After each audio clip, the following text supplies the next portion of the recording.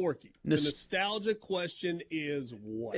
So these two games, despite the aforementioned fan feeling about them, are rooted in history. A lot of historic wins and games have been played between Mississippi State and Alabama and Ole Miss and LSU. So I kind of want to know what you guys, especially since you've lived it your whole lives especially, what one stands out to you the most? And same thing on the text line, whether it was like a big win or a great weekend or like you had a bachelor party or something like that. I don't know. But what is your favorite Mississippi State-Alabama game and your favorite Ole Miss LSU game from the past?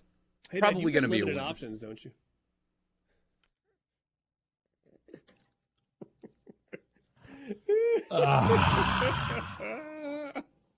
I got some. Okay. Would you like to hear them? All right. Sure. Go win the Wayback Machine here. The two that stand out the most for me. The year was 1947, I believe it was. You know what's funny about that is 47 was the last year State didn't play Alabama. I don't know how you pulled that off there, but that's pretty funny. The things that are inside this noggin surprise you sometimes. Because we're smart. 96 stands out to me. That's I wasn't at 1980. I am literally the only MSU fan alive that wasn't in the Memorial Stadium in 1980 when State beat Alabama 6-3. But I was there in 96, first win in Starkville since God knows when.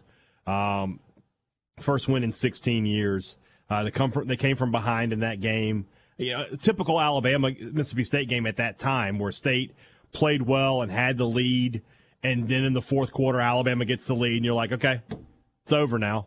And they hit Reggie Kelly with a long pass. It was a catch and run, took it all the way down to like the 20, and then they kick a field goal to get the lead, and then played defense the rest of the way and got the win. That was a fun night. It's the first time I was ever part of a field storming.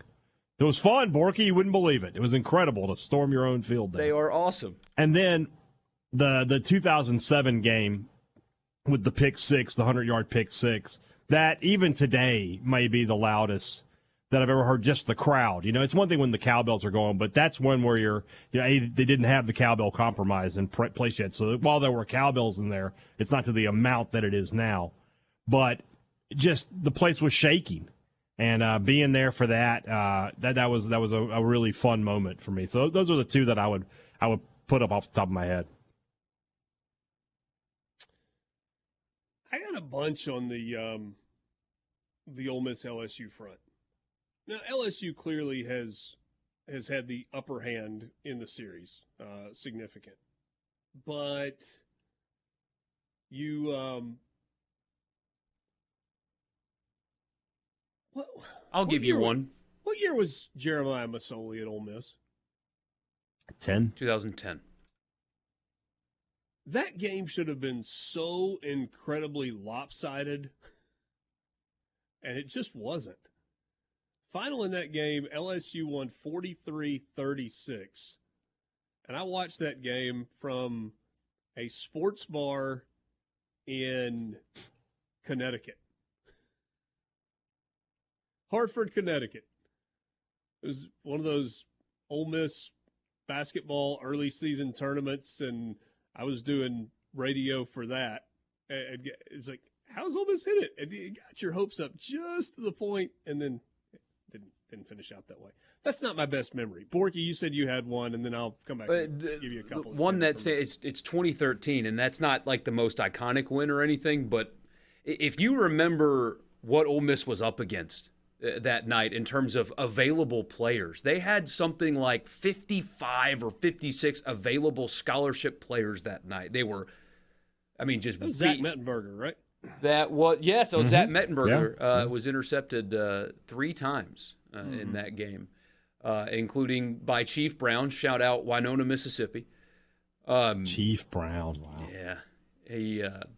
Cool guy, that Chief. We hung out in college some. I wonder what he's doing now. But Ole Miss was so severely overmatched in that game that it should have never been close at all.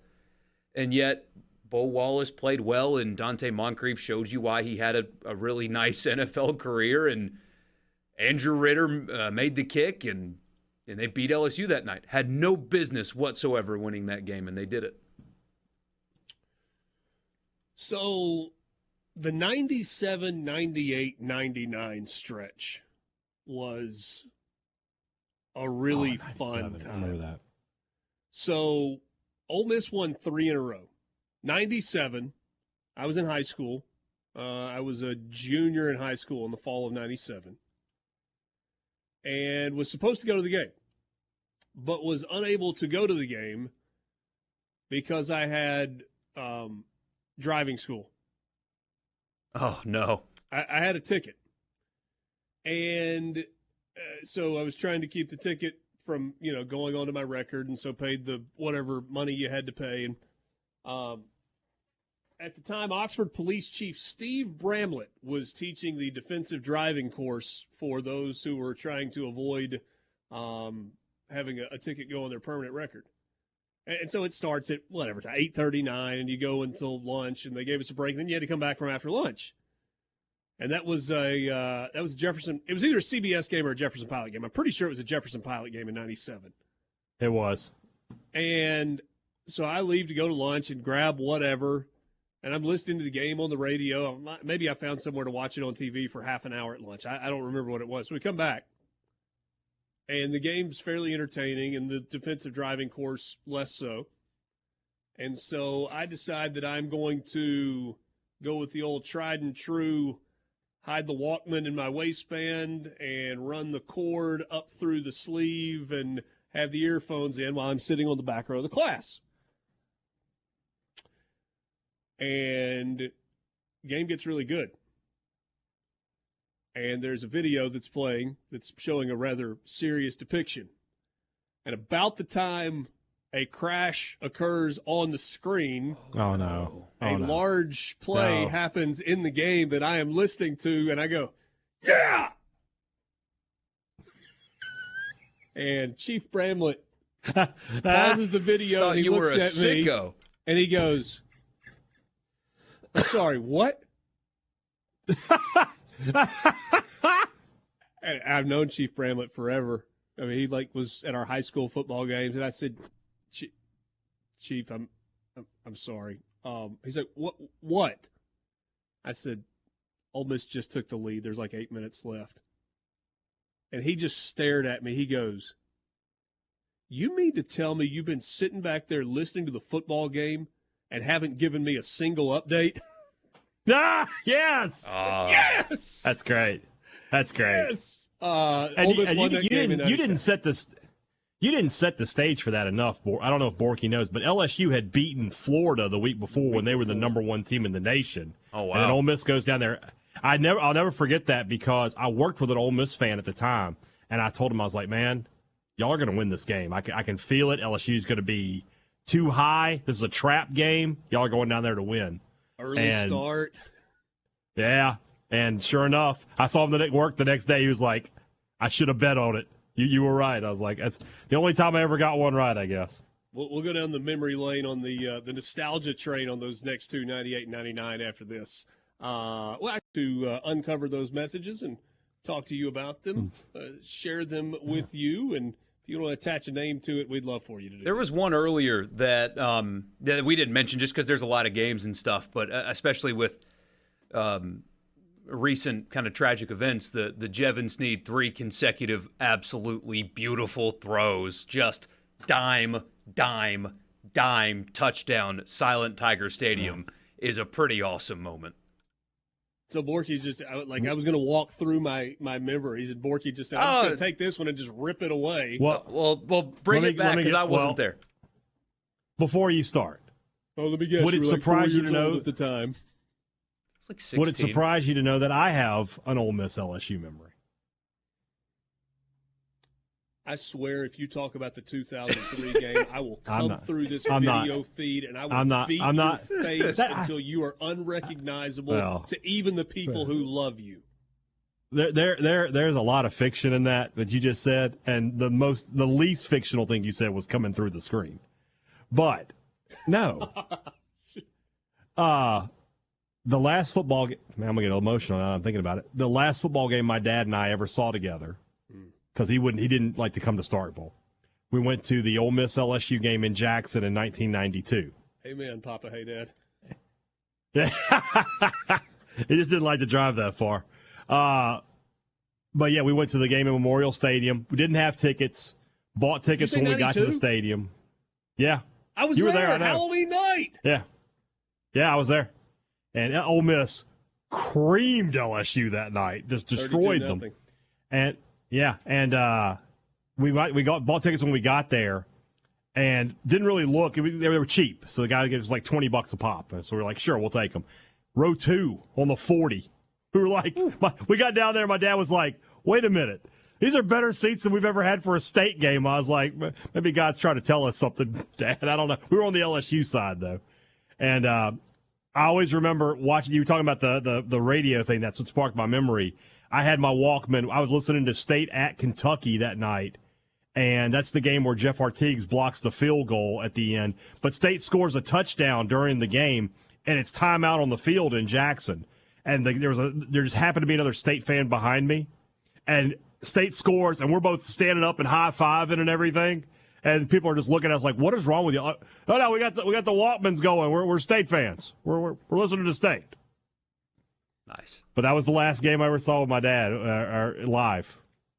So that 1992 game, that's awesome. Yeah. I was about to be 12. Right, so that was October 31st, 1992, Halloween night. Mm-hmm. Guy we went to church with was a red shirt walk-on, I think, quarterback. His name was Tad Jones. And I've kind of gotten to be buddies with him. Like, he was really nice to me. And had kind of gotten to be buddies with him. His roommate, or one of his friends, also redshirting that year as a quarterback, was Paul Head. And I went to that game as an 11-year-old with the two of them and one of their girlfriends as well. Mm-hmm. And so we rode down to Jackson, got to go to the game, and then rode back with them after. Tad ended up transferring I was 16. to Tulsa, I think. Mm-hmm. And obviously Paul Head stayed at Ole Miss and ended up playing and played some significant snaps along the way as well. First ever trip to Memorial Stadium in Jackson, first ever Ole Miss LSU game.